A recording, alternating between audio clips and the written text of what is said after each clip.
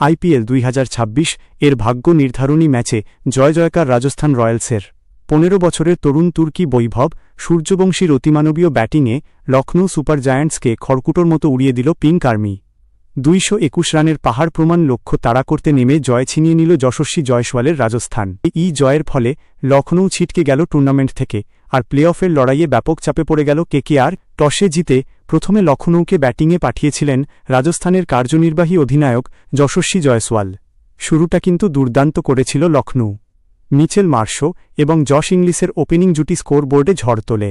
English মাত্র 29 বলে করলেন 60 রান, আর অজি অলরাউন্ডার মিচেল মার্শো খেললেন এক অনবদ্য ইনিংস, 57 বলে 96 রান।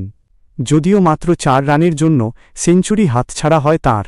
নির্ধারিত 20 ওভারে 5 উইকেট হারিয়ে 220 রান তোলে ঋষভ পন্থের লখনৌ। 221 রানের লক্ষ্য তাড়া করতে নেমে শুরু থেকেই লখনৌয়ের বোলারদের ওপর স্টিমরোলার চালানো শুরু করে রাজস্থান। ক্যাপ্টেন যশস্বী করেন 23 বলে 43 রান, কিন্তু আসল ধামাকাটা দেখালেন তরুণ ব্যাটার বৈভব সূর্যবংশী। লখনৌয়ের বোলিং লাইন আপকে স্রেফ ধ্বংস করে দিলেন তিনি। মাত্র 38 বলে খেললেন 93 রানের এক টর্নেডো ইনিংস, যার মধ্যে ছিল 7টি 4 এবং 10টি বিশাল ছক্কা। বৈভবের এই বিধ্বংসী ইনিংসের পর বাকি কাজটা ঠান্ডা মাথায় সারেন উইকেটকিপার ধ্রুব জুরেল। তিনি 38 বলে 53 রান করে অপরাজিত থাকেন। আর শেষমেশ ডনোভান ফেরেইরার 16 রানের ক্যামিওতে 19.1 ওভারেই 3 উইকেট হারিয়ে ম্যাচ জিতে নেয় রাজস্থান। এই অবিশ্বাস্য জয়ের পর 13 ম্যাচে 14 পয়েন্ট নিয়ে পয়েন্ট টেবিলের 4 নম্বরে উঠে এল রাজস্থান রয়্যালস।